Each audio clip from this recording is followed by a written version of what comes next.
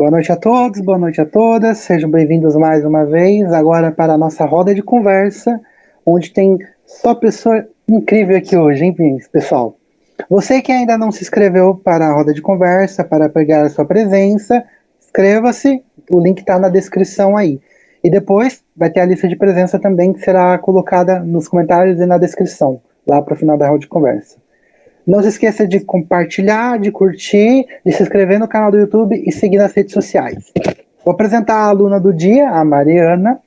Então, a Mariana, ela já trabalhou na prefeitura, já trabalhou na parte de serviço público, ela é aluna do sexto período, do sexto semestre do bacharelado de administração e é membro dessa equipe do evento também. Boa noite, Mari.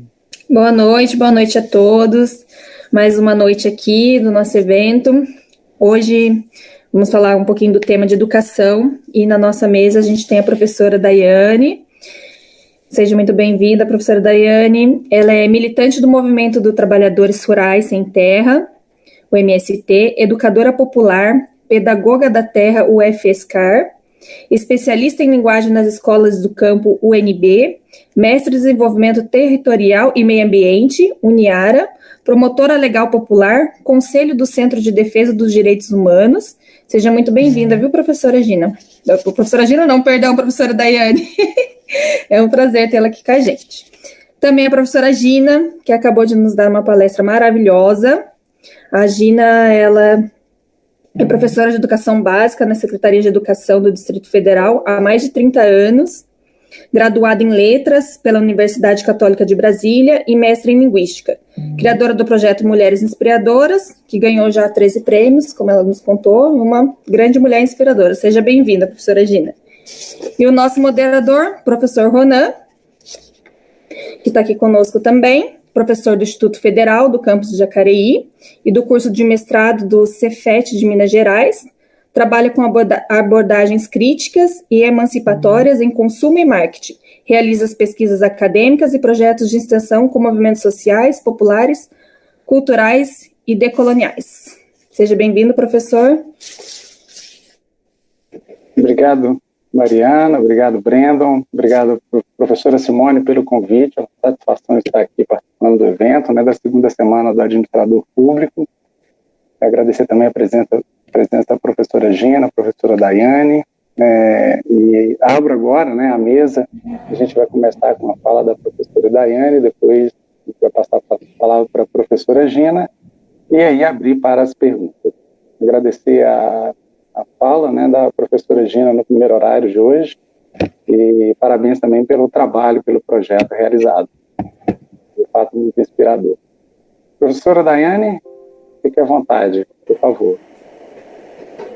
Bom, boa noite. Boa noite a todas, a todos e a todos.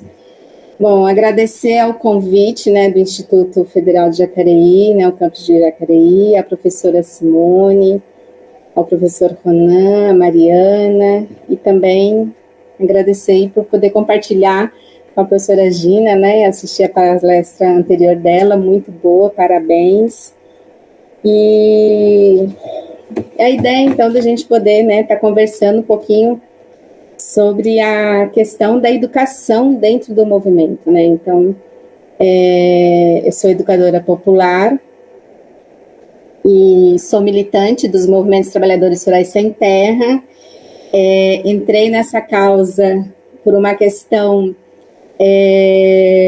de querer entender essa grande dificuldade de acesso aos direitos, acesso à terra. Então, quando eu vivenciei o primeiro momento de conhecer um acampamento, foi muito impactante, de poder ver aquela realidade, aquela dificuldade, e sempre via, então, os porquê, Porquê daquilo tudo, Então, foi de entender e conhecer, essa luta por esse direito.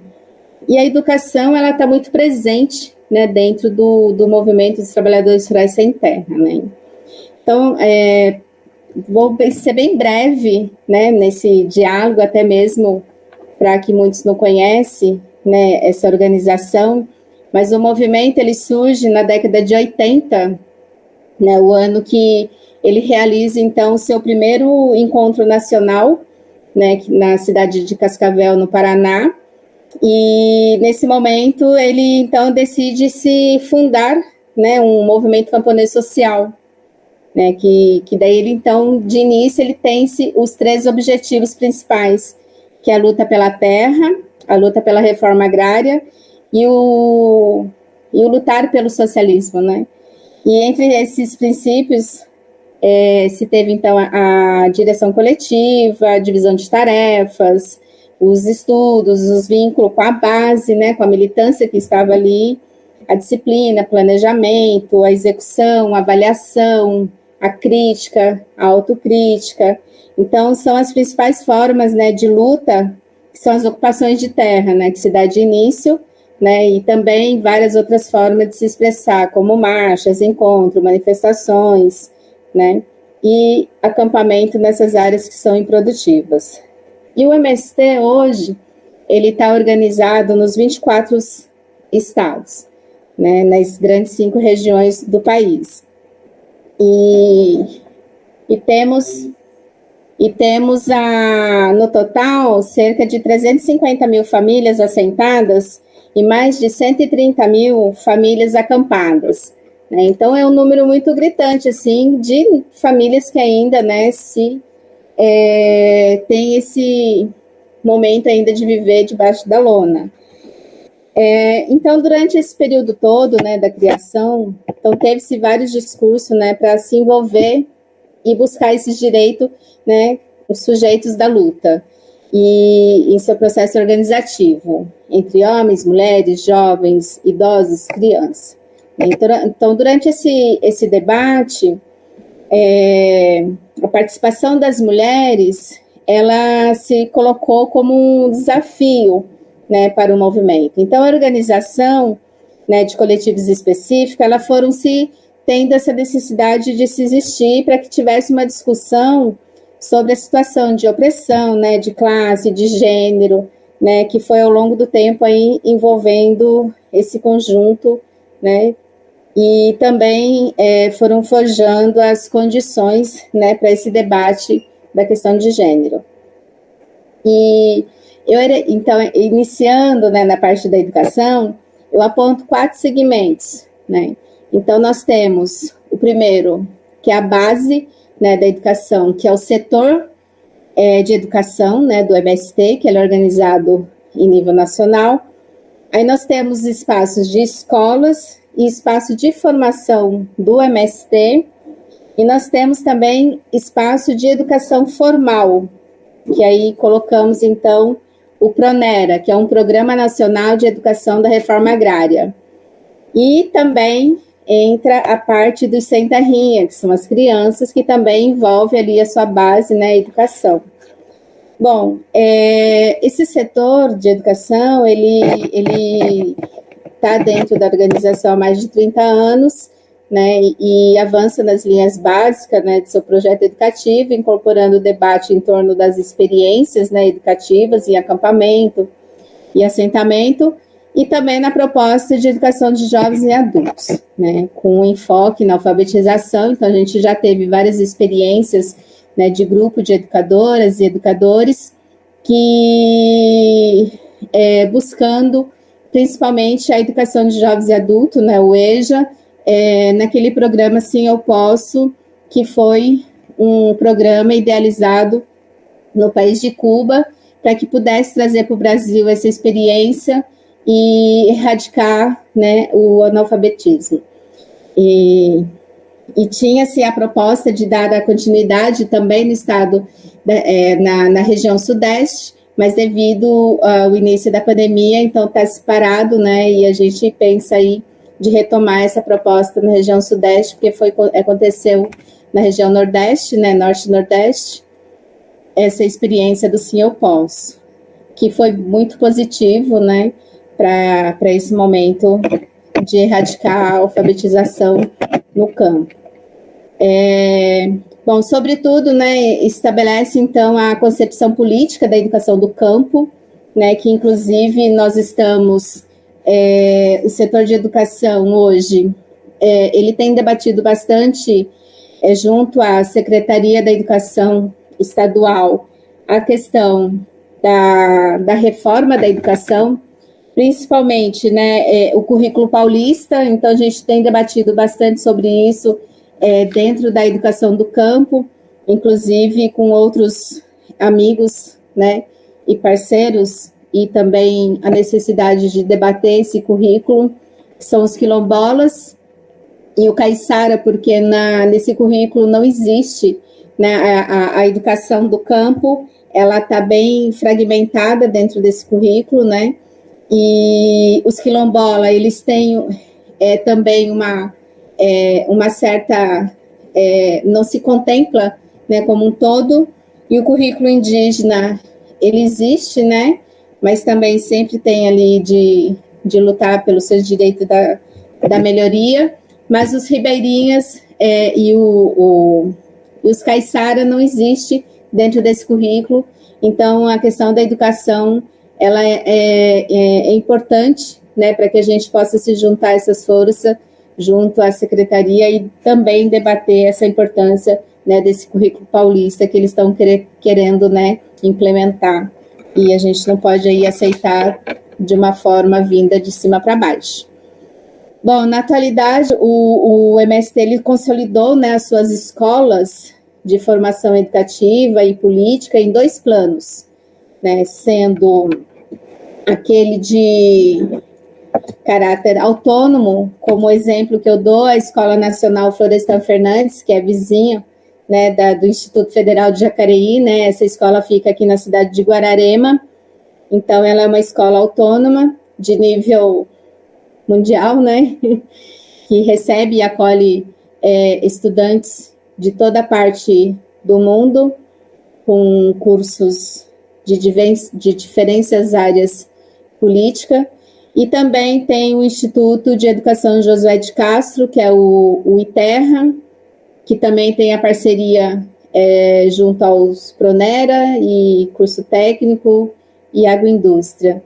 E a Escola Popular de Agroecologia Agrofloresta, né, Egídio Bruneto, que fica na Bahia, e também o Centro de Formação, que é o Frei Humberto, em Fortaleza, Ceará. Então, esses são o que chamamos de caráter autônomo, né, esses espaços de formação que o movimento tem para trabalhar, então, a questão da educação em vários segmentos. E outras escolas que temos, que são situadas na disputa da política nacional, né, de educação com a construção na regularização das escolas públicas, né, de educação básica, no marco da educação do campo. Então, nós temos experiência, a maior número de escolas do campo que nós temos na região de Promissão, né, que é Pontal, bem ao nosso extremo, né, do interior de São Paulo, e também na Sudoeste, que é em Itapeva. Nós também temos lá escolas do campo, que ela atende crianças, o Fundamental 1, 2 e o médio, né. E, bom, dessa maneira, né, o movimento ele avança no atendimento das demandas relacionadas à educação formal, com a conquista, né, do Programa Nacional de Educação para a Reforma Agrária, né, que é o PRONERA. Então, esse programa é uma política nacional de educação do campo, na qual é uma pedagogia de alternância, né. Então, essa pedagogia da alternância, na qual consegue garantir que os trabalhadores do campo possam estudar e também cuidar da sua terra, né?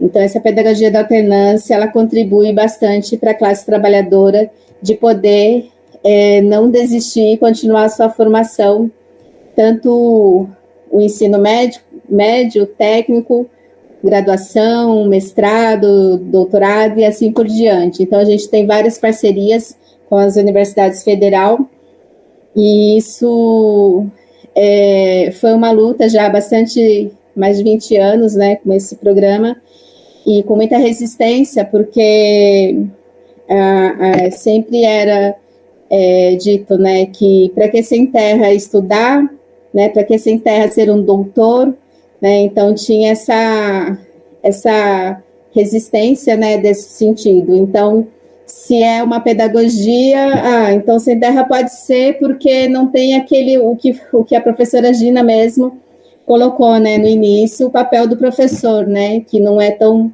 visto, mas é um papel tão necessário porque todos passam por ele.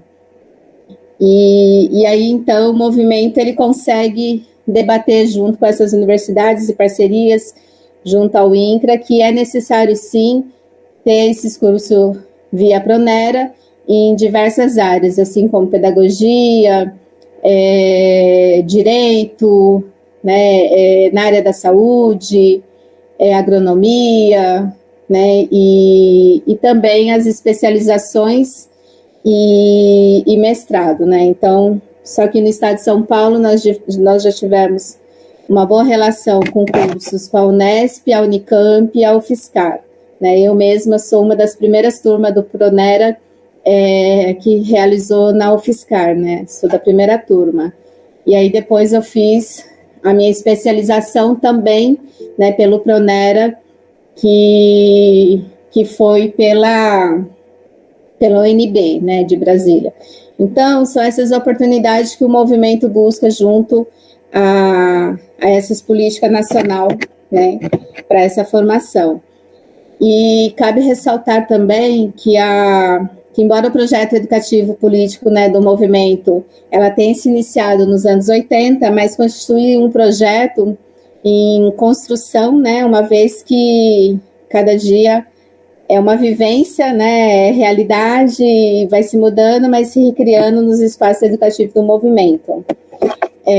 Para mim finalizar, um breve histórico assim da parte da infância, né, que também é uma base ali para a formação das crianças, né, que nascem, vivem, né, debaixo de lona até então a conquista da terra. Então, nos estudos e reflexões, né, sobre esse conceito de infância, considera-se que somente no início da modernidade ela surge o conceito de infância, né, porque criança sempre existiu, né, mas a infância não, né, então tinha aquele papel de que a criança era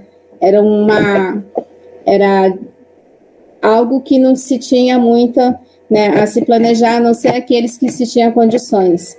Então, o movimento, a partir dos primeiros momentos de organização, as crianças sempre esteve presente com suas famílias, então se houve a necessidade de pensar também um espaço para elas, né, para que elas pudessem ser sujeito do processo de formação, né, e não apenas uma criança que está ali acompanhando seus pais, porque os pais não iam deixar elas, né, ou não tem um local adequado para deixar, mas aí o movimento ele se torna,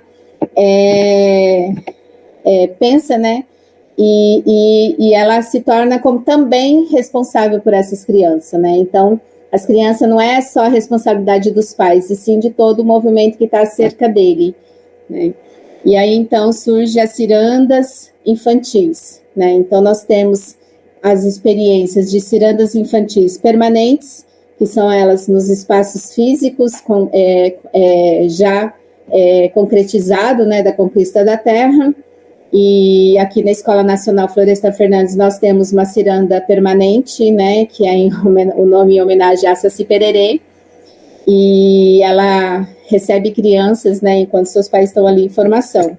E também nós temos as cirandas itinerante, né, que é um espaço da qual, independente do encontro, marcha, reuniões, assembleias, o que estiver acontecendo é pensado uma proposta pedagógica para aquele momento, para que as crianças também possam fazer parte daquela formação enquanto seus pais estão ali em outros espaços, né? Então, os principais desafios nossos nessa caminhada frente à educação, ela é composta por nós educadores, né, do movimento, e tem sempre sistematizado os principais desafios enfrentando essa área, né, então a gente não podem desistir, né, de aplicar a discussão sobre a necessidade da educação infantil, lutar por políticas públicas da educação infantil, né, do campo, lutar contra a exploração do trabalho infantil, né, questionar sobre o papel do espaço da criança na luta também pela reforma agrária, né, junto aos seus pais, e a educação das crianças como tarefa da família e também da comunidade, né, que está ali presente. Bom, no geral seria isso, mas agradeço por poder compartilhar um pouco da nossa experiência em relação à educação do Movimento dos Trabalhadores Rurais Sem Terra. Obrigada. Professora Daiane, obrigado pelas palavras, por possibilitar, né, que a gente conheça um pouco melhor o trabalho do MST. O MST ele está a 20 quilômetros do campus de Jacareí, do Instituto Federal de São Paulo, então está muito próximo, né? Eu tive a oportunidade de conhecer a ENF, é um espaço muito bonito, um espaço de fato de transformação, e trazer alguns números, né, para quem não conhece o MST, né, o MST é um movimento que tem 160 cooperativas, 120 agroindústrias, 1.900 associações e 400 mil famílias assentadas, né? Informações do site aqui do MST. E a maior produtora de arroz orgânico da América Latina. Isso mesmo. Durante a pandemia, o MST doou 1 milhão de marmitas e 5 mil toneladas de alimentos durante a pandemia.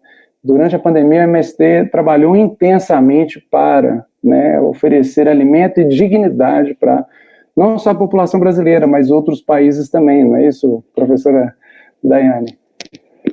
Isso, o movimento ele fez logo quando iniciou, né, a pandemia, pela necessidade que foi se tendo e vendo, né, as condições, principalmente o da cidade, aí o movimento então ele se organiza, né, campo e cidade, e aí é onde começa então as marmitas solidárias. Então se forma intensivamente uma brigada no estado de São Paulo, né, na capital, em parceria com outras organizações, né, da Rede Rua, e com o padre Júlio Lancelotti, né, que acabou sofrendo aí um período, né, que foi bem ruim, né, das pessoas não quererem reconhecer o que vem sendo feito.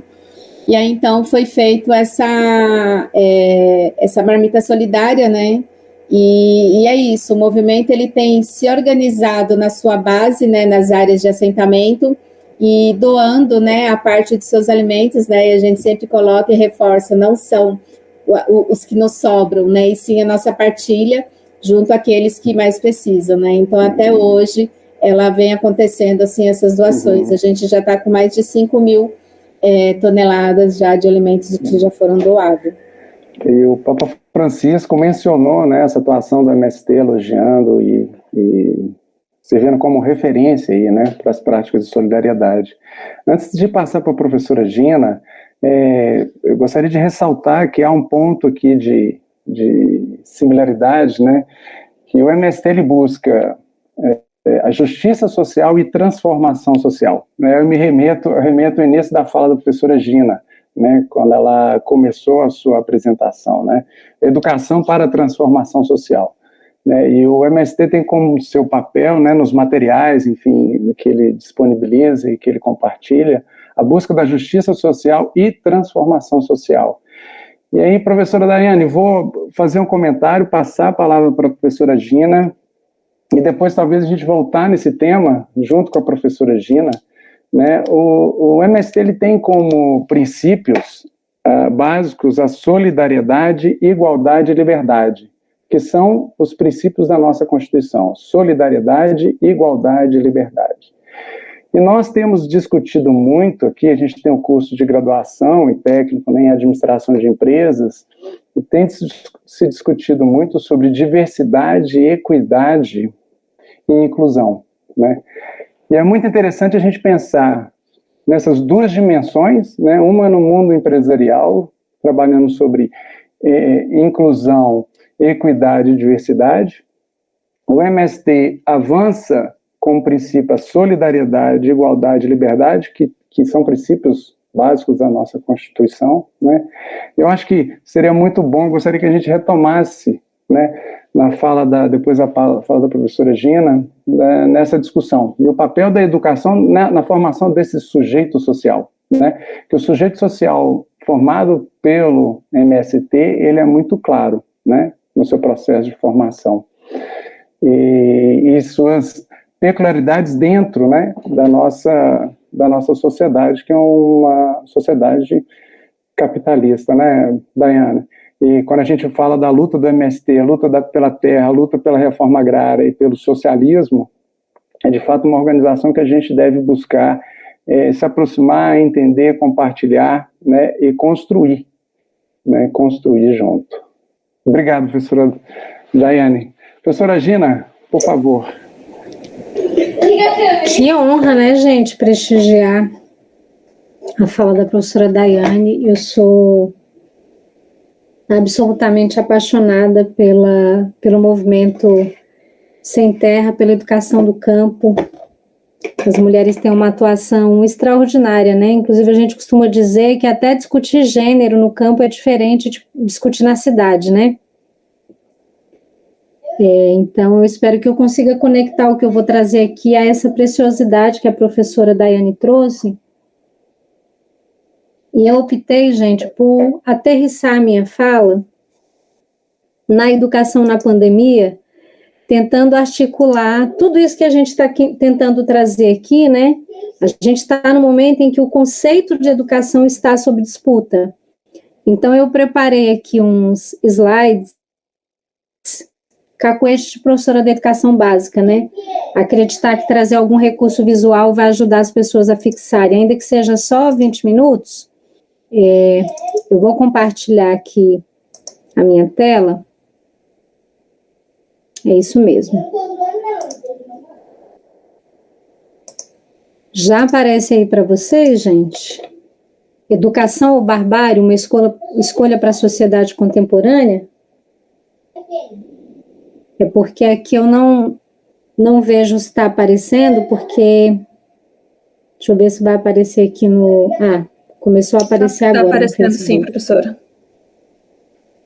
Ótimo. Então, essa pergunta, gente, para esse diálogo, ela veio muito em função disso que eu falei, né? Eu sinto que na atual conjuntura em que a gente está sob a égide de uma lógica ultraliberal e fascista, o que a gente construiu como definição do que é educação está correndo risco, né?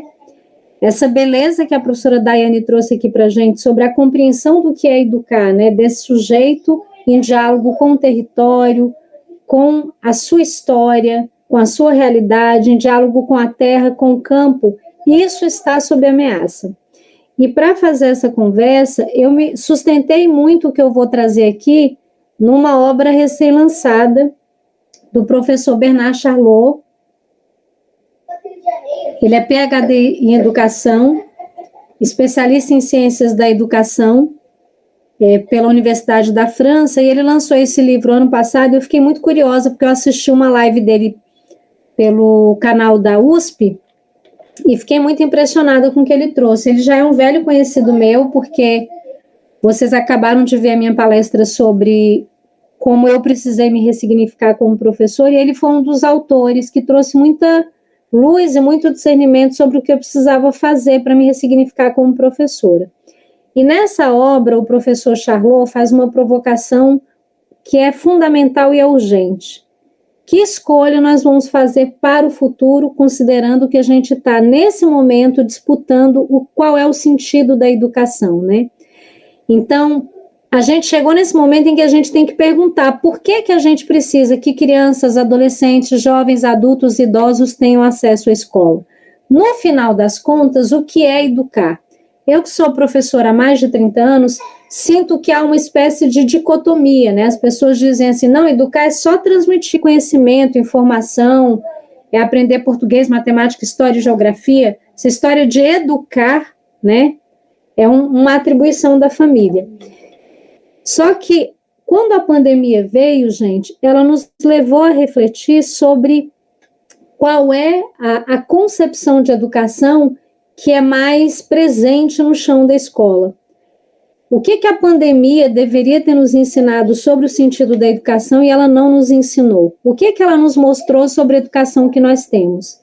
E eu falo isso porque no ano passado, por volta de março, eu faço parte de um coletivo de professores e professoras do Brasil, e no nosso grupo de WhatsApp eu fiquei muito surpresa com os relatos que as pessoas estavam trazendo sobre as respostas que as redes municipais de educação estavam dando em relação à pandemia e o ensino remoto. Foram, do ano passado para cá, gente, mais de 300 conversas, até onde eu parei de contar. E o que me chamou a atenção é que ficou muito marcante a ideia, né, aparecia discursivamente, aparecia na fala das pessoas, essa ideia de que a aprendizagem não pode parar e temos que mandar tarefas para a casa das crianças. Aparecia também uma ideia de proposta de ensino remoto construída sem nenhum diálogo com os docentes, os estudantes e as famílias. Propostas que caíam direto dos gabinetes das secretarias no chão da escola, na casa das crianças, sem nenhuma compreensão da importância da construção democrática, na crença da inteligência coletiva para construir soluções para os processos. Eu também percebi, no contexto da pandemia, um aprofundamento dessa perspectiva da educação bancária. Então, a gente percebe que havia uma preocupação em entrega de conteúdo e pouca atenção, por exemplo, à questão dos vínculos. Pouca atenção à compreensão de que, se essa criança está afastada geograficamente da escola, isso não significa que os vínculos afetivos deixaram de ser relevantes, porque, no final das contas, né, como diz um pedagogo, psicólogo chamado Marcelo Abreu, o vínculo é que conecta o aprendizado. E as pessoas simplesmente acreditaram que fosse possível fazer uma educação reduzida à mera entrega de conteúdo. Outra coisa que me incomodou muito observando a educação no contexto da pandemia foi perceber que as pessoas aderiram a uma concepção acrítica de que tecnologia por si só poderia trazer inovação para a educação. Isso é um grande engodo, né, gente? Tecnologia por tecnologia não só não garante inovação na educação, não garante aprendizagem, como o uso aligerado e sustentado em concepções tradicionais pode produzir barbárie, pode produzir desinformação, pode produzir disseminação de fake news. Então, eu vi as pessoas absolutamente deslumbradas com a tecnologia, como se o simples fato de a gente estar fazendo uma transposição do ensino presencial para o modo remoto, a chegada da tecnologia por si só vai significar que a gente está trazendo inovação para a educação. E a gente precisa lembrar que se as nossas concepções não mudam, as tecnologias vão estar sempre a serviço das concepções equivocadas. Então, eu vi muitas vezes o processo pedagógico reduzido a uma mera entrega de conteúdo. O estudante reduzido a um tarefeiro, né, que vai cumprir uma série de tarefas, e o professor completamente expropriado da sua autonomia. Também tem me incomodado, nesse contexto da pandemia, perceber a repetição do discurso derrotista e desesperançoso de que as crianças tiveram perdas irreversíveis, ou as crianças não aprenderam nada, ou essa é uma geração perdida, e isso anuncia, gente, uma concepção empobrecida de educação.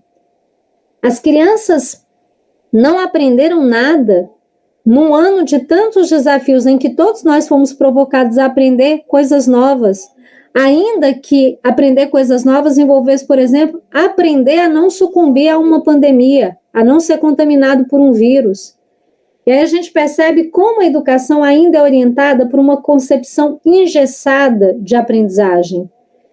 Gente, o valor daquilo que a gente vai aprender precisa variar de acordo com a circunstância em que a gente está. Então, se eu estou na minha casa lutando contra um vírus, é claro que é importante o conhecimento escolar, mas outras urgências se impõem nesse momento.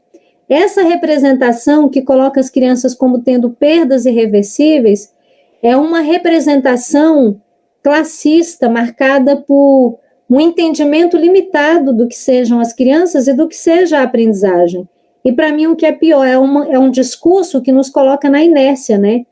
Porque se nós temos uma geração perdida e perdas irreversíveis, então não há o que fazer. Aí a gente percebe como, de fato, quem tem produzido discurso sobre a educação não são especialistas da educação. porque quem entende de educação nunca vai repetir um discurso como esse. E aí, por que eu estou trazendo isso, né? Porque eu percebo que a gente está passando um processo de abandonar as categorias das ciências da educação e as pessoas estão aderindo a categorias de outros campos. E há uma predominância para categorias para a ordem do discurso do mercado. Outra coisa que foi trazida pela pandemia, né, para a educação, é uma explosão de pacotes prontos, né? As pessoas acreditam realmente que educar é só criar um script, um manual, uma cartilha para ser executada. E a gente sabe que ser professor não é ser um dador de aula e um delegador de tarefas. Ser professor é ser alguém capaz de criar uma ambiência, situações que favoreçam a aprendizagem. É muito mais complexo do que simplesmente entregar um conteúdo ou dar uma aula. É criar situações que favoreçam a interação do estudante com os conteúdos, com os seus pares, com o professor, para que tudo isso redunde em aprendizagem profunda e significativa. Essa explosão de pacotes prontos também anuncia uma concepção empobrecida e aligerada de educação. E aí a gente viu, né, nesse contexto de pandemia, quando as pessoas começaram a ocupar as redes sociais tentando oferecer soluções para os professores, as escolhas lexicais anunciavam um campo que não era o campo da educação, né? Performance, resiliência, motivação, autoajuda, educação empreendedora, ranqueamento, monitoramento, tudo isso anuncia que a educação está sendo invadida, né, pela lógica do mercado. As ciências da educação estão sendo ignoradas, as pessoas estão esquecendo que tudo que a gente faz na educação precisa estar fortemente ancorado nas teorias da educação. Se você não sustenta a sua prática na teoria, não haverá segurança para que essa prática seja efetiva. E aí, quando a gente fala que há uma forte incidência da lógica do mercado na educação, a gente tem que falar que o neoliberalismo, né, essa lógica do mercado, essa ideologia, ela não incide só sobre a educação, ela incide sobre a nossa existência. A gente vive dentro de uma lógica de uma sociedade de consumo, de uma sociedade do espetáculo, em que tudo precisa ser transformado em produto para ser consumido, tudo tem que viralizar, tudo tem que redundar em seguidores, né? Essa lógica neoliberal, gente, ela constrange todo mundo a se movimentar dentro da perspectiva do mercado. Os relacionamentos, eu particularmente fico chocada com a quantidade de pais, né, que, em nome de obter seguidores, de monetizar um canal do YouTube, expõem toda a privacidade e intimidade dos seus filhos. Crianças que são constrangidas, disciplinadas pelos pais, isso vai parar nas redes sociais. É a lógica neoliberal que vai se espraiando por tudo e contaminando, inclusive, a nossa psique, as nossas relações afetivas, né? Então, eu trago aqui essa reflexão a partir de um pesquisador, Andrade, que diz que a norma neoliberal é caracterizada por uma transversalidade. Então, ela está espraiada em tudo na nossa vida. E aí, como a nossa discussão aqui é para dar centralidade à educação, além de sugerir a obra do professor Bernard Charlot, que é primorosa, leitura obrigatória para todo mundo na atual conjuntura, eu também queria sugerir essa obra, que foi organizada pelo Fernando Cássio, professor da USP. É uma coletânea de vários artigos incríveis, eu acho que são 10 artigos ao todo, e ele faz essa defesa de uma educação que atue contra a barbárie, por escolas democráticas e pela liberdade de ensinar. Então, há um artigo que nos provoca a pensar o seguinte: introduzir empreendedorismo no trabalho educativo é a solução para ensinar pela prática que é natural aderir à competitividade para poder sobreviver. É um ótimo método para a pacificação social via assimilação individual da ideologia. Então, muitas das propostas que estão sendo feitas nesse momento como proposta pedagógica está muito mais relacionada a reduzir a educação a treinamento para a entrada no mundo do trabalho. Educar é preparar para o mundo do trabalho? Mas nunca, jamais, em tempo algum, pode ser só isso, porque educar é um processo muito mais complexo. Eu descobri com perplexidade, andando pelas ruas aqui de Brasília, do Distrito Federal, outdoors de escolas particulares que anunciam assim: aqui o seu filho terá uma educação empreendedora. Escolas dos anos iniciais, gente. É assustador como isso vai se espraiando e contaminando o discurso das pessoas sem elas se darem conta do que estão repercutindo. E para isso acontecer, se usa muito a ideologia da aprendizagem, né? O que é que os teóricos desse livro, organizado pelo Fernando Castro, chamam de ideologia da aprendizagem? As pessoas falam o tempo todo na defesa da aprendizagem, mas, na verdade, o que está por trás dessa defesa é uma tentativa de controle do processo pedagógico.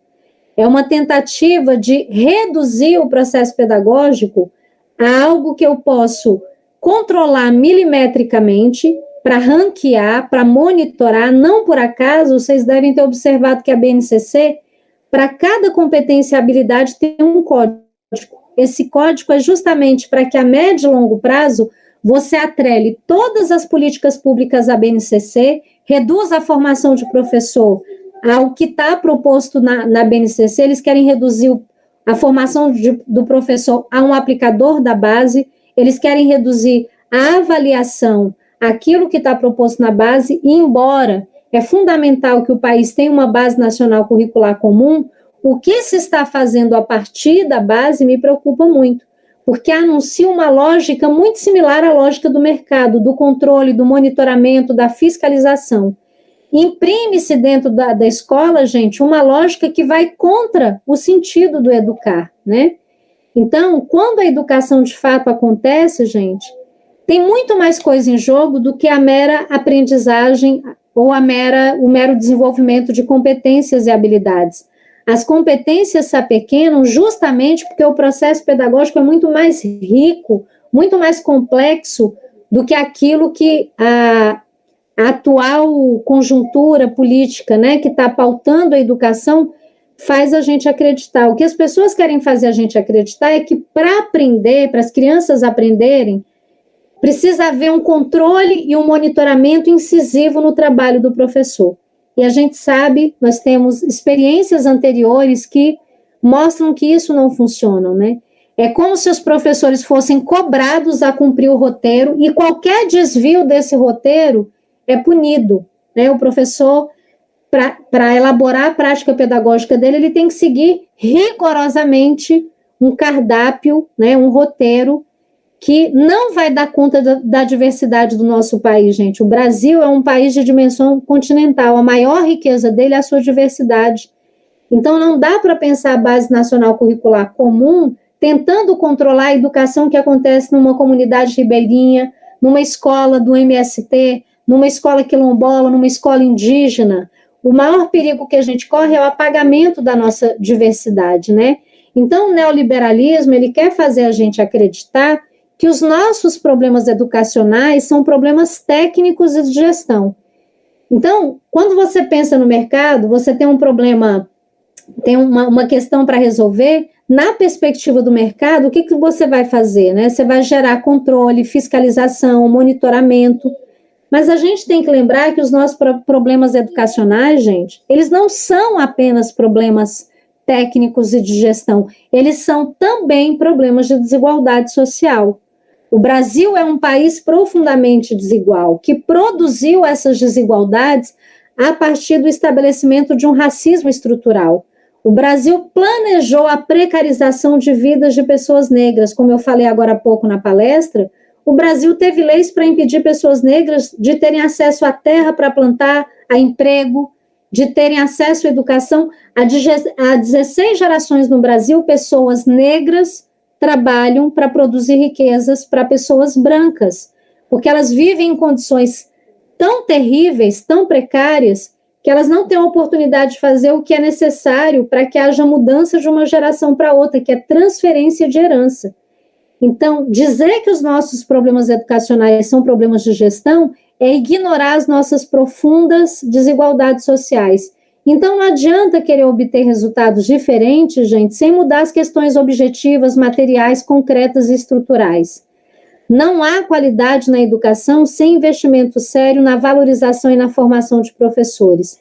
Mesmo o professor mais bem preparado, se ele tiver 1000 alunos para ensinar, ele vai ter que lidar com desafios estruturais gigantescos. Então, as pessoas imaginam que é possível aplicar na escola a lógica do mercado, entregando pacotes prontos para esse professor que tem 1000 alunos conseguir fazer todo mundo aprender.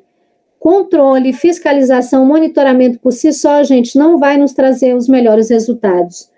As ciências da educação já provaram de maneira concreta. Se não há respeito à autoria e à autonomia docente, a aprendizagem não vai acontecer. Não adianta treinar um professor para ser um aplicador da Base Nacional Curricular Comum, porque ser professor, como eu disse, não é meramente ser um dador de aula, é algo muito mais complexo. E aí eu trago aqui a reflexão que o Bernard Charlot nos faz, que é esse entendimento, gente, de que educar é um processo muito mais complexo do que simplesmente treinar e capacitar as pessoas para o mundo do trabalho, ou simplesmente depositar conteúdos para que elas acumulem saberes. O Bernard Charlot nos lembra que educar está relacionado a um processo triplo de humanização, que é essa formação do elo com a espécie humana, de socialização e aculturação, que é a construção de relação com o mundo, e de singularização e subjetivação. Vejam que é algo muito maior do que o que está sendo proposto pelo atual governo como projeto educacional. Então, o Charlot nos lembra que para a gente entrar em contato com o mundo humano, para a gente se tornar humano, a gente precisa se apropriar de tudo aquilo que foi construído pelas gerações anteriores. Ferramentas, formas de relacionamento, linguagem, símbolo. A gente só consegue se tornar humano se a gente respeitar aquilo que as gerações anteriores acumularam como parte dos nossos marcos civilizatórios. Esse é o sentido primeiro da educação. Educar é, antes de tudo, um processo de humanização. Então, aprender significa estar engajado nesse processo de humanização. Quando aquilo que a gente aprende é útil, a gente tem uma relação instrumental. O que a gente está defendendo aqui é justamente que educar não é só preparar para o mundo do trabalho, porque educar não pode nos reduzir a ter uma relação instrumental. Quando na própria atividade de aprendizagem a gente se sente humano, a gente se constitui humano, a gente tem uma aprendizagem muito mais profunda, porque a relação com o mundo como relação específica de sentido é específica do homem. E aí, para encerrar, eu trago essa conclusão que o Bernard Charlot faz, que é o seguinte: hoje nós não temos uma pedagogia contemporânea que seria equivalente ao que foram as pedagogias tradicionais. Tanto as pedagogias tradicionais como a nova, elas traziam para a gente um tipo de homem para pensar. Mesmo a educação bancária, autoritária, colonial, ela definia um tipo de homem, né? Que homem, que pessoa, que sociedade, que projeto de país eu tenho? Hoje, o que a gente está percebendo? O objetivo da educação é só ter um bom trabalho para melhorar a posição do país nas classificações internacionais. O que há de discurso sobre educação hoje, gente, está relacionado à neuroeducação, cybercultura, transhumanismo. E aí, qual o perigo desses discursos? Eles fundam uma visão muito empobrecida e simplista do ser humano, ou anunciam o fim do Homo sapiens. Enquanto isso, cada pessoa tenta sobreviver como pode com seus filhos ou alunos, e a lógica do desempenho e da concorrência devora o nosso mundo. Então, se a gente quiser pensar a educação como um projeto de sociedade, como um projeto de país e como um projeto de mundo, a gente tem que colocar em questão esse modelo de educação que está sendo imposto, muito contaminado por uma lógica neoliberal, que nos arrasta todos para acreditar que só é possível um modelo de sociedade dentro de uma lógica capitalista competitiva, em que há a naturalização de que para alguns terem uma vida de muita abundância, com muita fartura, uma vida muito abastada, é justo, natural que muitas vidas sejam sacrificadas. O nosso trabalho como educador é não permitir que a educação seja reduzida a isso. Porque se a gente aceitar que a educação seja reduzida à adesão à lógica do neoliberalismo, todos nós corremos riscos. Aqui eu encerro, deixando mais uma vez o meu contato. Talvez quem estava na palestra anterior não vai estar nessa, né? Meu Instagram é @professora Gina Vieira, e a gente vai, então, para o debate. Deixa eu parar de compartilhar a minha tela aqui. Isso, obrigado, professora Gina, mais uma vez pela sua fala, né?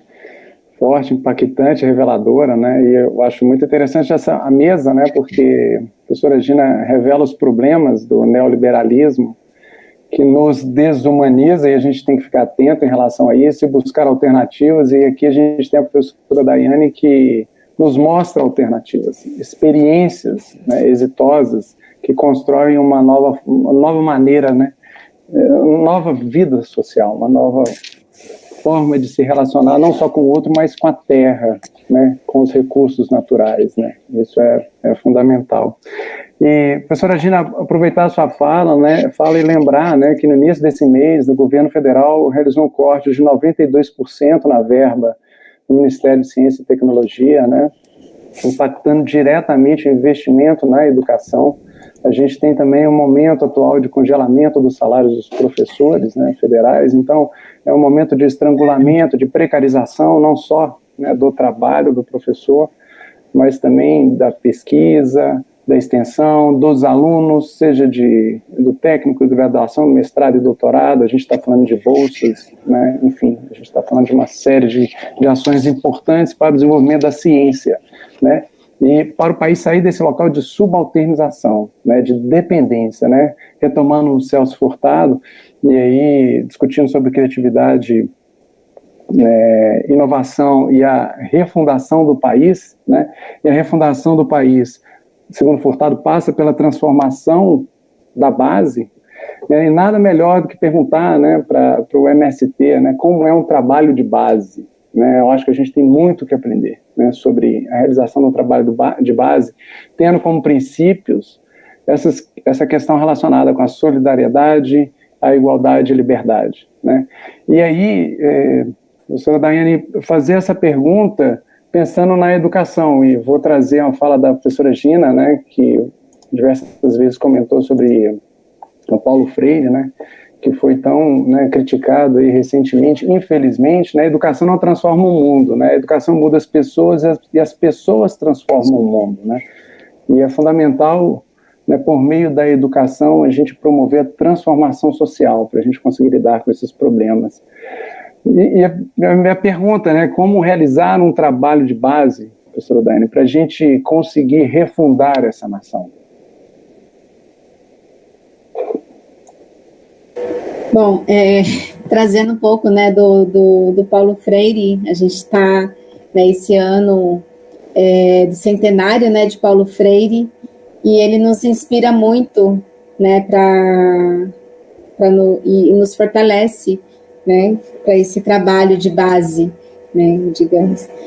Assim, o movimento, ele se organiza desde a construção dos acampamentos, né, então, e ali ela se constitui de uma forma organizada, né, junto com as famílias que ali estão, e é feito um estudo, né, voltado para que as pessoas possam ter o conhecimento, um conhecimento mais crítico, né, e que possa levar isso mais adiante. E quando a gente fala do trabalho de base, a gente pensa numa educação do campo, né, que é uma conquista, né, de muita resistência popular, né. Então, quando a gente fala de trabalhar a educação de base, né, desde o início, para aquelas famílias que estão ali se chegando, né, que ainda não conhecem todo o movimento, né, porque tem muito disso, de conhecer o movimento do outro lado, né, então é muito complicado, porque muitos são vistos como os terroristas, né, questões que a mídia apresenta, são os barderneiros, né, e aí esse é o maior desafio para fazer esse trabalho de base e mostrar o que realmente é o papel, né, fundamental do movimento, que é a busca, né, por direito às condições de moradia, alimento saudável, né, e a reforma agrária popular. Obrigado. Falando sobre o MST, né, foi na década de 1990, né, foi uma campanha difamatória realizada pela Rede Globo, né, que criminalizou o movimento social, e essa é uma prática que acontece, né, no nosso país, né, na criminalização de movimentos sociais, populares, culturais, né, que infelizmente isso acontece, a gente tem que combater. E perdura até então, né? Eu costumo dizer, inclusive com as pessoas que eu conheço, né, a questão do comunismo, né, que desde a Guerra Fria, após a Segunda Guerra Mundial, né, ele entrou em pauta, né, para combater, né, a gente teve os Estados Unidos como uma nação que atuou firmemente, né, para conseguir ampliar sua atuação no próprio país, no próprio Brasil, né, na relação de dependência, usou esse artifício do comunismo, né, para conseguir espaços, enfim, e entrar com suas empresas transnacionais no território brasileiro, né, disseminando medo, né, e aí quando as pessoas desconhecem, né, o medo espanta, né, tem o pânico moral, afasta as pessoas de temas que, na verdade, deveriam ser tratados de maneira mais natural, né, a gente deveria, na verdade, buscar conhecer e se aproximar e entender de que forma a gente pode melhorar a nossa qualidade de vida, né, a partir de, né, e pensar nessa questão da organização, né, do MST, que busca a humanização das pessoas, acabar com a opressão de gênero, né, a questão da exploração. Fico pensando, professora Gina, diante da sua fala, quando você trouxe a questão da gamificação, da indústria 4.0, da inteligência artificial, tudo isso presente, né, no mundo corporativo, no mercado e também agora nas escolas, né, isso que a gente está vendo, né, porque a gente vê que as organizações dentro do neoliberalismo, ela tem valores que são bem diferentes dos valores aqui que a professora Daiane comentou em relação ao MST. E, de alguma forma, a escola, ela atende, de alguma forma, a escola atende à sociedade, né? A sociedade que é constituída por pessoas e organizações que têm, né, no mercado, desenvolvido esse valor neoliberal, né? Como pensar, então, a educação e as organizações? A gente muda as organizações, muda as escolas, muda as pessoas, né? Como que essa transformação a gente deve avançar nesse sentido, né? Excelente pergunta, professor. Primeiro, a gente tem que lembrar que a reserva de civilidade que a gente tem nesse país, a gente deve aos movimentos sociais, né? Tudo que nós conquistamos de avanço nos nossos marcos civilizatórios, aqui nesse país, a gente deve ao movimento negro, ao movimento de mulheres, ao movimento do sem terra. São esses movimentos sociais que lutam, né, por direitos e que provocam o Estado a se organizar para garantir esses direitos, né? A escravização de pessoas negras não acabou porque o Brasil era um país massa, legal e quis acabar. Houve muita resistência, né? A reforma agrária é uma agenda desde o pós-abolição que provocou, né, a criação do movimento sem terra, que tem uma predominância de pessoas negras, né? E aí o que a gente precisa entender? A pandemia, eu fiz questão de trazer esse momento da pandemia, porque a experiência da pandemia deveria ser muito pedagógica para nós. O que a gente percebeu no contexto da pandemia? Eu preciso de um Estado forte. Forte o suficiente para regular as forças econômicas, para que nós não fiquemos reféns dessas forças econômicas, né? Porque se a gente tem os movimentos sociais lutando por direitos, a gente tem o mercado pressionando a violação desses direitos o tempo inteiro. O que a gente tem no país hoje, no mundo, por exemplo, é uma tentativa de uberização da educação, é uma tentativa de acabar com os direitos trabalhistas, né? Essa onda de entregador por aplicativo, que a pessoa não tem carteira assinada, não tem limite de tempo de trabalho, tudo isso anuncia um modelo de sociedade muito perverso. E aí, a pergunta que a gente precisa fazer é: o Estado e a educação precisam ficar a reboque do capitalismo e desse modelo de organização social em que está naturalizada a ideia de que tudo bem algumas pessoas terem os seus direitos retirados para que outras possam acumular riqueza? Né? A pergunta do professor Ronan é: como é que a gente faz? Eu entendo que tudo que a gente precisa fazer já está anunciado na nossa Constituição e nos nossos dispositivos legais que regulam a movimentação de todo mundo dentro da sociedade. Qual é o papel do Estado, qual é o papel das empresas, o que é permitido aos movimentos sociais. Agora, o que aconteceu com a Constituição de 1988, gente? O nosso grande ganho com a Constituição de 1988, que foi resultado da abertura, ela veio como resposta ao fim do golpe militar, a abertura para a democracia, ela prevê a participação da sociedade civil organizada em todos os processos do Estado. E aí, qual foi o problema? A gente não conseguiu oferecer uma educação forte o suficiente do ponto de vista de formar o cidadão para que a sociedade organizada nos movimentos sociais tivesse muito maior incidência, e hoje quem tem incidência na educação não é a sociedade civil organizada, é quem tem poder econômico. Quem está pautando a educação hoje no Brasil, infelizmente, não são os movimentos sociais, porque eles não têm o poder econômico que as grandes corporações têm. Gente, a contribuição do movimento do Sem Terra é decisiva para uma educação que nos ajude a pensar a sustentabilidade. Sem o que está proposto pelo movimento dos Sem Terras, a gente vai caminhar para uma situação de crise profunda. Sem a atuação do movimento negro, a gente não teria hoje a Lei 10.639 e 11.645. Então, respondendo a sua pergunta, professor, eu acho que a gente precisa definir os limites de participação de quem tem poder econômico, porque o capitalismo, gente, me desculpem, eu não sou ingênuo, ele não tem ética, ele quer lucrar a qualquer custo. Então, muitas vezes, quem tem poder econômico vai incidir sobre a educação, não para mudar a educação para melhor, mas para reduzi-la a algo que está atrelado ao mercado, à lógica do mercado. É muito complexo, né? A gente precisaria de uma sociedade muito mais participativa, de uma sociedade que reivindicasse um Estado muito mais forte, e o que a gente tem no Brasil é uma democracia frágil, e justamente pela democracia ser frágil, quem tem poder econômico ocupa os espaços de participação que foram assegurados pela Constituição de 1988.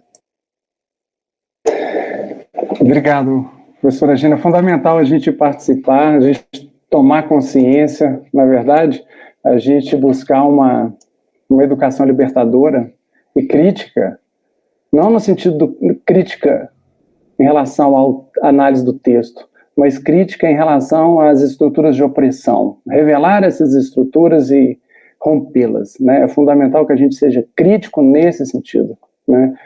Trazendo também, voltando, né, na primeira parte da palestra, professora Gina, você comentou sobre isso, eu vou trazer novamente o Paulo Freire, né, e é importante que a gente tenha consciência disso, né, que o processo de desumanização, ele acontece em quem tem sua humanidade roubada e de quem a rouba, né. Quem desumaniza também, a outra pessoa também é desumanizado nesse processo. Quem explora, ele acaba sendo explorado, né, desumanizado também. Cabe às pessoas perceberem esse processo, né, a amplitude desse processo.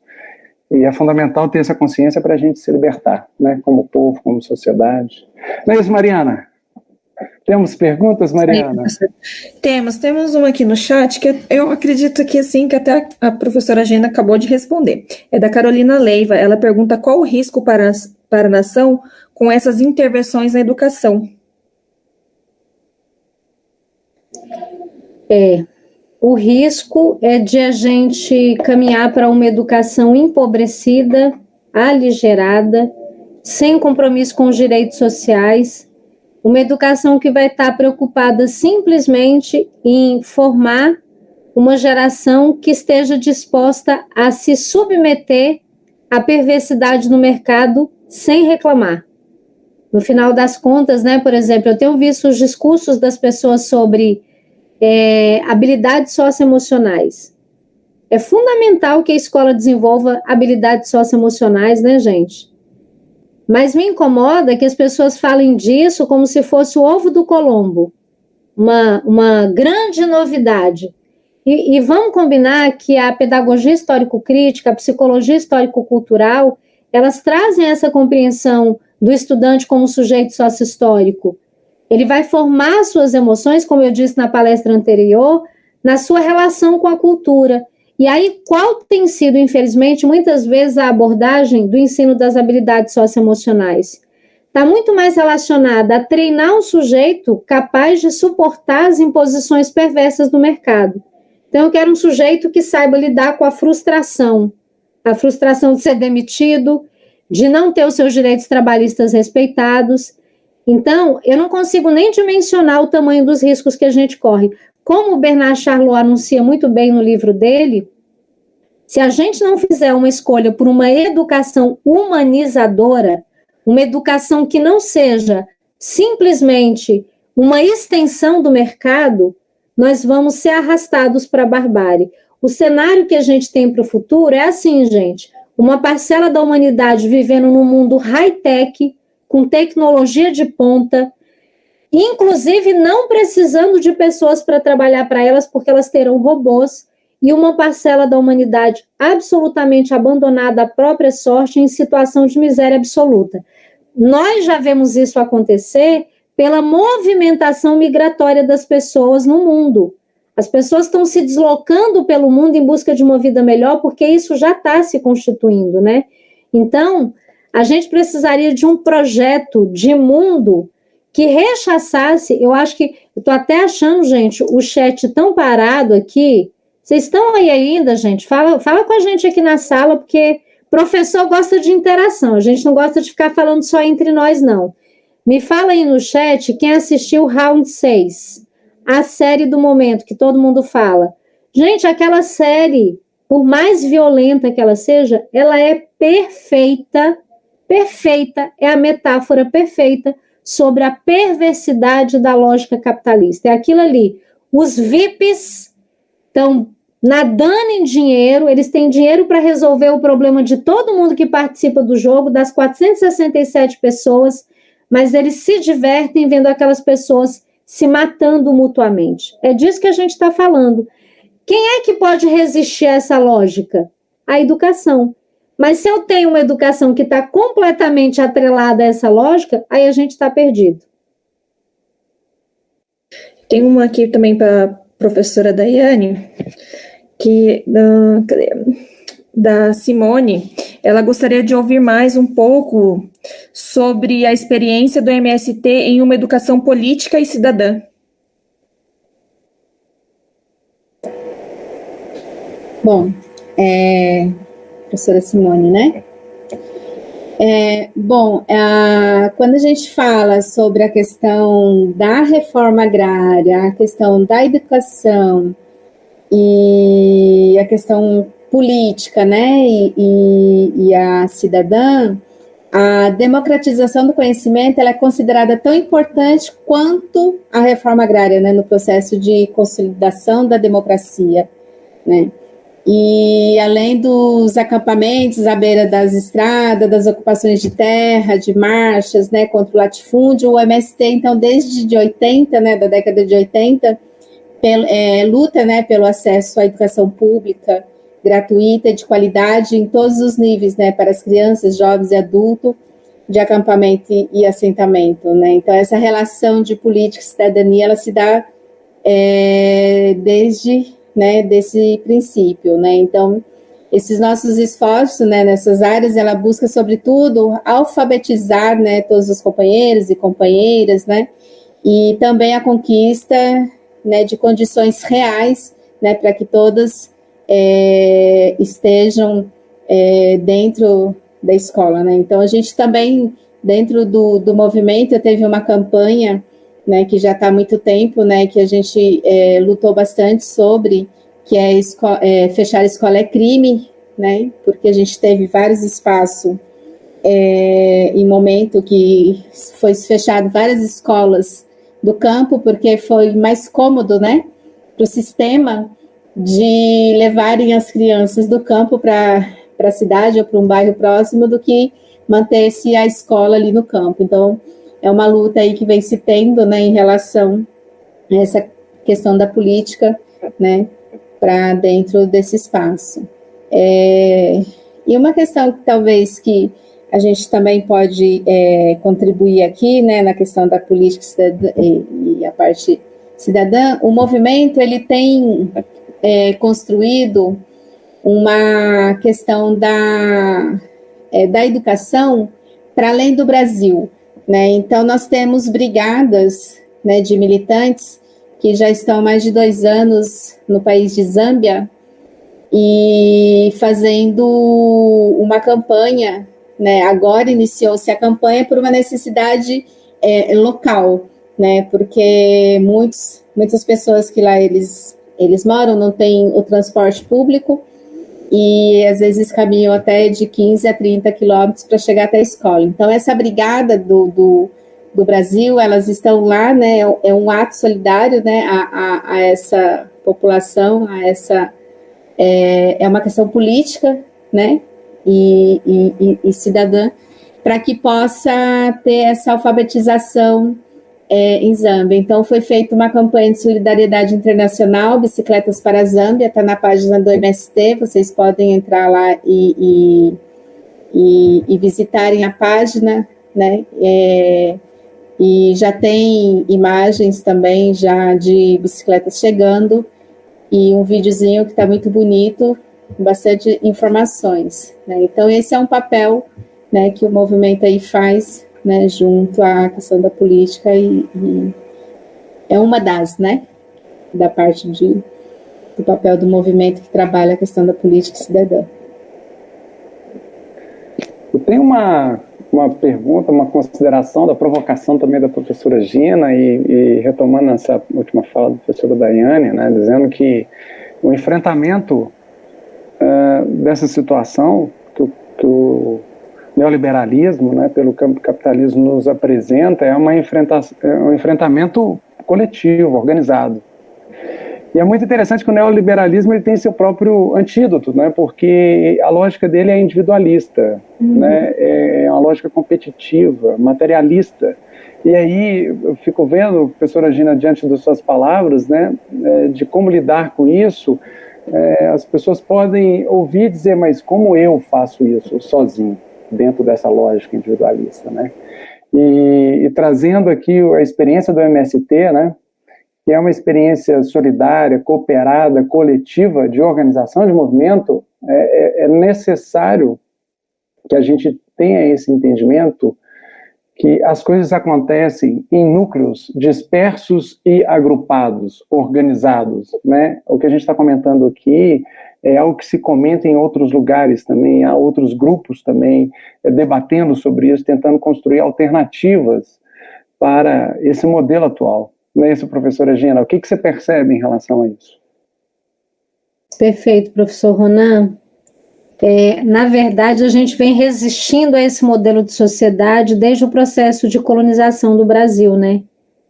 Se a gente parar para pensar que o território era habitado por indígenas que tinham uma perspectiva completamente colaborativa, né, gente? Era uma lógica completamente diferente, uma relação com a terra completamente diferente. E esse é o nosso grande problema, porque com o processo de colonização, a gente precisa falar da colonialidade. Eu vi que o professor Ronan é pesquisador também dessa área, né, professor? Então, o processo de colonização, ele não ficou lá em 1500, não. A gente continua sendo colonizado. O nosso imaginário continua sendo colonizado. Eu vou contar para vocês aqui uma história que eu vi o ano passado, que me deixou muito chocada, de um jovem de 26 anos chamado João Vitor, de uma cidade chamada Tatuí, interior de São Paulo. João Vitor, um gênio da tecnologia, ele hackeou o sistema eletrônico do governo federal e desviou 6 milhões de reais dos cofres públicos. Sabe para quê? Para ostentar nas redes sociais. Ele postou assim: parabéns para mim, sou novinho e já sou rico. Esse não é um problema do João Vitor de 26 anos. É um problema estrutural de uma sociedade que está colonizando as novas gerações para acreditar que o que me valida como ser humano é consumir, é acumular, é ostentar. É uma perspectiva branca, colonizadora, ocidental, que é apresentada como o único paradigma de sociedade. É como se o mundo só pode funcionar nessa lógica. E aí, como o professor Ronan perguntou, né? A gente precisa disso, gente, de fortalecer os movimentos sociais, porque são eles que resistem à imposição desse modelo de sociedade competitiva. E mais do que isso, a gente tem que fazer uma defesa de uma educação decolonial, e aí está tudo amarradinho, né, nessa mesa. Por quê? É aquilo que eu falei, se eu continuo educando as novas gerações para ser uma geração empreendedora, como diz a Audre Lorde, as ferramentas do senhor não vão desmantelar a casa grande. As ferramentas do capitalismo não vão produzir um mundo mais justo, porque o capitalismo opera a partir da injustiça e da exploração. Nós precisamos de uma educação que seja boa o suficiente para formar as novas gerações, não para aderir, mas para contestar esse modelo e esse paradigma de sociedade. E como é que a gente consegue isso? A gente tem que colar nos movimentos sociais, tem que fortalecer os movimentos sociais, a gente tem que eleger candidatos. Gente, as próximas eleições estão chegando, tá? Para a gente mudar a estrutura social, a gente tem que mudar a organização política.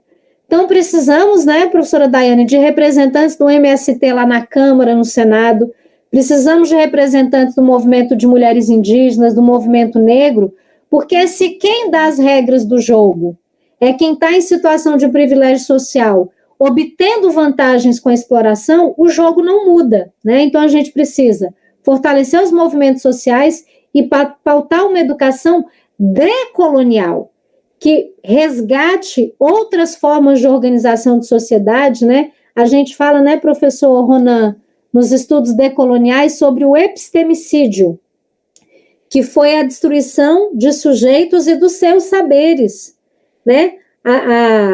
As comunidades indígenas que se organizam a partir de uma lógica colaborativa, cooperativa, respeitando a natureza, gente, tudo isso foi soterrado pela lógica branca europeia colonial, perversa, que naturaliza essa ideia de que para eu acumular um monte de coisa, o outro tem que passar fome. Então, a gente precisa de uma transformação tão profunda que a gente tem que fazer uma ação articulada, muda o cenário político, fortalece os movimentos sociais e fortalece essa educação que a gente defende, que é pública, laica, democrática, cidadã, inclusiva e socialmente referenciada, e que diz um não bem contundente à lógica neoliberal. Não deixa eu falar não, que eu me empolgo, gente. Falou que é para falar contra essa lógica neoliberal, eu fico empolgada. Obrigado, professora Gina. Eu vou trazer no seu comentário, né? Eu vou trazer um trabalho do Ramon Grossfogel, né? Que é fundamental a gente entender o surgimento histórico do capitalismo, né? E se a gente voltar lá um pouco antes de 1500, né? Ele fala do surgimento, né? Traçando esse surgimento. Ele fala tanto do epistemicídio, assim como do genocídio. Episteme, a gente fala do conhecimento, e genocídio das pessoas, né? Então, ele fala sobre o genocídio e o epistemicídio dos judeus e muçulmanos na parte sul da Espanha, ali pegando um pouquinho de Portugal, do genocídio e epistemicídio dos índios, na invasão, né, no Brasil, dos negros e mulheres. Nessa época, as mulheres não era uma construção de gênero. As mulheres eram consideradas como sexo, né? Um animal, né? E o capitalismo, ele surge nessas bases. A gente tem o iluminismo, Revolução Francesa, a Revolução Industrial, e aí a gente tem as bases do capitalismo, tem 200 anos, na verdade. É muito recente, né? quando a gente fala do socialismo, tem 100 anos, na verdade, né? É importante a gente entender que essa relação de exploração de gênero, de raça, classe social, ela está imbricada no próprio capitalismo, ele constitui o capitalismo. Então, assim, a gente não se espanta, né, quando a gente comenta que, na verdade, a gente tem que rever ou acabar com o capitalismo, né? Rever essa forma como opera o capitalismo, né? Porque ele, por si só, ele traz no seu bojo a exploração das pessoas e dos recursos, né? Então, a gente tem que ter consciência disso, né?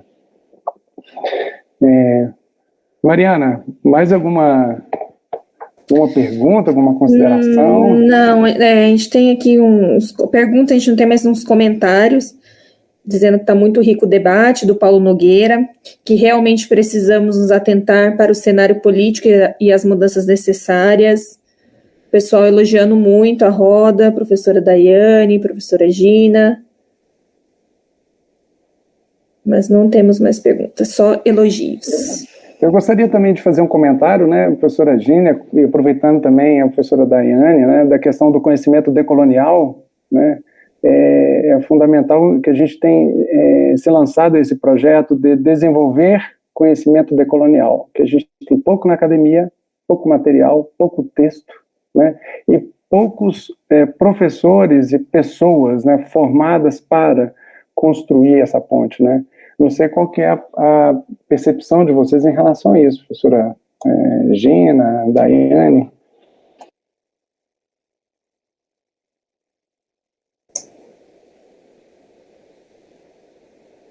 Vou deixar a professora Daiane falar, porque eu estou muito tagarela, né? Professora Daiane, fica à vontade, eu falo depois. Pode ser. Não, acho que é um debate realmente necessário, né? Porque a gente precisa debater esse decolonial, né? Que é uma contraposição da colonialidade, né? Então, acho que é um momento, assim, que a gente precisa estar trabalhando na base, né, esse termo, né, e que é utilizado, né, para se referir a algum processo, né, e que acaba, às vezes, a gente não trabalhando tanto no nosso cotidiano, mas que é muito necessário.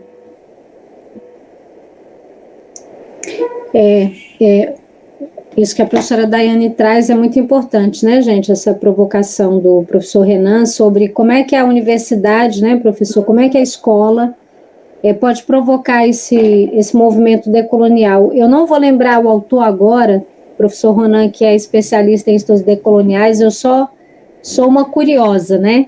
Deve lembrar aquele texto que fala sobre a colonialidade do ser, do poder e do saber, né?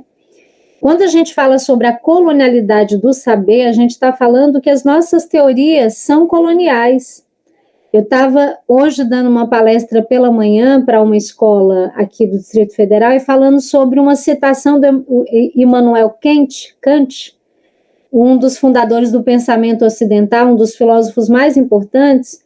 Ele tem um texto que ele diz assim: os franceses são educados, os italianos são gentis, os alemães são meio frios, mas depois que eles se mostram, agora você vai para olhar para os africanos, você não acha nada que se aproveite.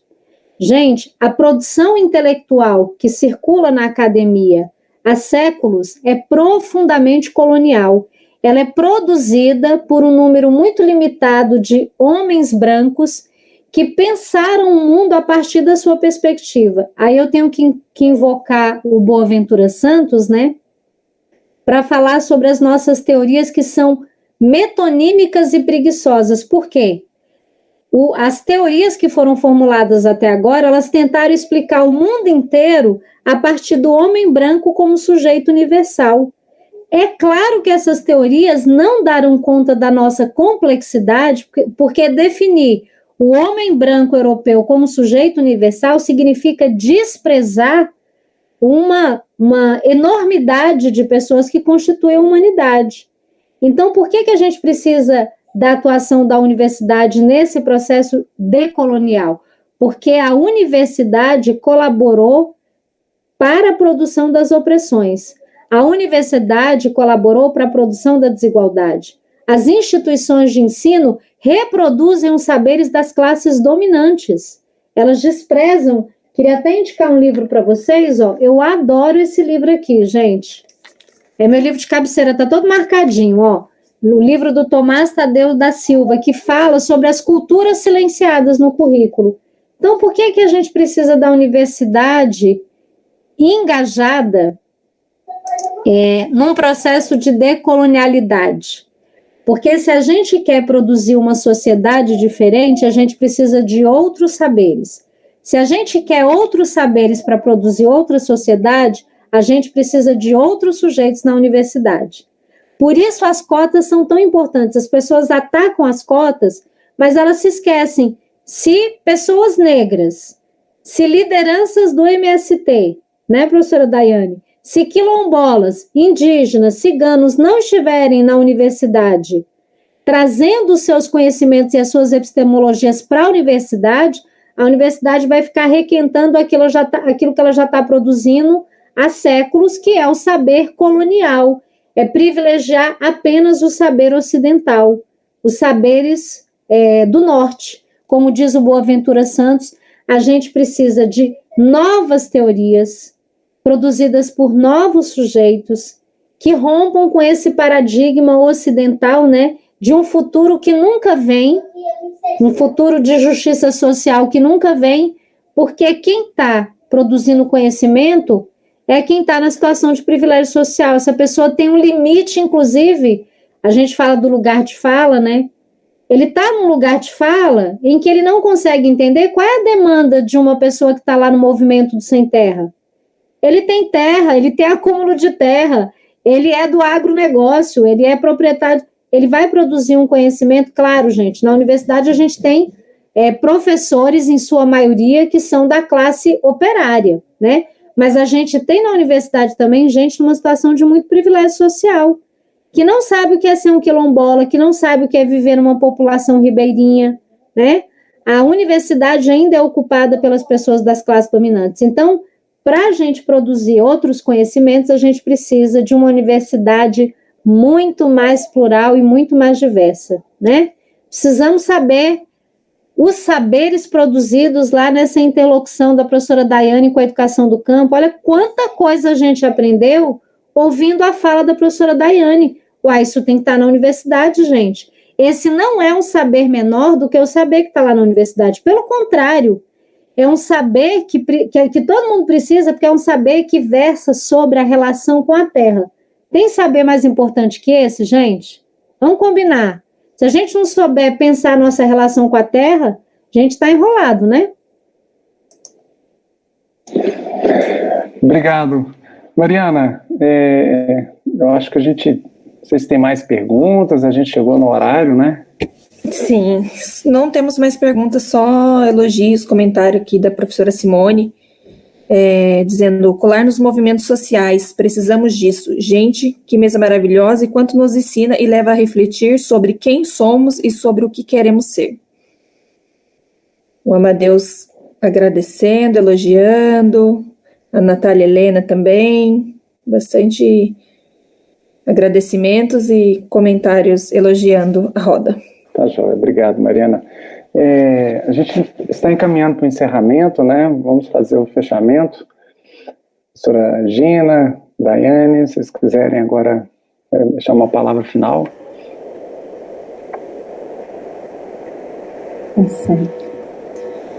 Bom, nós do Movimento dos Trabalhadores Rurais, né, Sem Terra, a gente agradece, né, por esse momento. E convidar também todas e todos, né, de visitarem a página do movimento, né, da parte do setor de educação, né, que a educação é uma área prioritária, né, de atuação do MST, assim como eu coloquei, né, que desde a sua origem ela desenvolveu esse processo educativo, incluiu como prioridade a luta, né, pela universalização de direito à escola pública de qualidade, né, social, desde a infância até a universidade, né, e ali também mostra, né, bastante o que o movimento busca em relação a isso, né? E tantos de escolas que nós temos construído, as lutas, os desafios, né? A luta também das crianças, né? E também gostaria de deixar aqui um convite, porque mesmo nesse período de pandemia, né, o movimento ele vem trabalhando, desenvolvendo várias questões, né, em diversas áreas, assim como a solidariedade, mas também a formação. E as nossas crianças sem terrinha, né, nesse período agora de outubro, né, nós homenageamos todas as crianças, né, do mundo, e as crianças sem terrinha, agora dia 30, terá então a sua segunda Assembleia Nacional Virtual, né, das crianças sem terrinha. Então, a gente tem ali um tema dentro com muito debate, estudo, brincadeiras e agitações, né, e muita formação. E também um momento também de partilhar, né, o que as nossas crianças aqui no Brasil, junto com as outras crianças de outros países, né? Então, é uma atividade que é a segunda jornada virtual que a gente está realizando, então, nesse ano. E, assim, acho que agradecer, né, por esse momento, né, nessa mesa, né, desse espaço de falar um pouco sobre a questão da educação popular, né, essa educação de resiliência, né, do Movimento dos Trabalhadores Rurais Sem Terra. Agradecer também por partilhar a mesa junto com a professora Gina, né, a nossa inspiradora, e gostei muito, né, da tua primeira fala, e agora também de poder estar partilhando, realmente nos inspira muito a seguir, né, nesse nosso trabalho. E agradecer ao professor Ramon, a professora, a companheira e aluna, né, a Mariana, também a professora Simone, tá, e todo o Instituto por ter esse espaço, né, de poder socializar esse trabalho que vem sendo feito aí junto à organização social. Obrigado, professora Daiane. Professora Gina? Então, eu quero reiterar os meus agradecimentos pela oportunidade de participar de 2 momentos tão especiais do evento, né? Agradecer o convite do IF Campus Jacareí, em especial a professora Simone, que entrou em contato comigo. Agradecer a honra de estar nessa mesa com a professora Daiane, e deu vontade de ir lá para essa atividade do Movimento do Sem Terrinha, gente. Imagina que crianças que vão ter uma consciência totalmente diferente, né, dessa lógica perversa, vão ter uma relação forte com a terra. É isso que a gente defende, né, professora Daiane, que as novas gerações tenham uma relação forte com a terra, com os nossos valores plurais. Então, eu queria encerrar dizendo, né, que a gente está num momento político muito delicado. Nós somos um país enlutado que perdeu mais de 600 mil vidas nessa pandemia, e o que é mais sério, vidas que poderiam ter sido preservadas se a gente estivesse numa outra conjuntura política, se a gente estivesse sendo comandado por outra liderança, né? Então, eu acho que como a proposta dessa mesa é falar sobre educação, eu vou invocar Paulo Freire para chamar todo mundo a esperançar, né? Não esperançar do verbo esperar, de esperar as coisas melhorarem, né? O Paulo Freire fala que ele não é esperançoso só por teimosia, mas por um imperativo existencial. A gente precisa ter esperança para seguir caminhando, mas mais do que esperança, a gente precisa arregaçar as mangas e fazer a luta, né? Eu lembro que na eleição passada dos Estados Unidos, uma mulher negra saiu batendo de porta em porta, fazendo o seu trabalho para convencer as pessoas de que não era possível admitir mais um mandato do Trump naquele país, porque seria a destruição certa. Então, eu acho, gente, que nós todos aqui temos um grande projeto pela frente, né? Que é resgatar a democracia nesse país. A democracia está sob ataque. Tudo que nós construímos como país em relação aos nossos marcos civilizatórios está sendo destruído. Então, eu quero que a gente termine essa mesa de hoje com esse compromisso coletivo de que cada um de nós vai fazer uma defesa inegociável de uma educação pública inclusiva, socialmente referenciada, democrática, e fazer a defesa dessa educação significa também ter uma participação política para a gente escolher as pessoas certas, né? Para o próximo pleito que a gente vai ter. Muito obrigada. Vamos esperançar, porque dias melhores virão.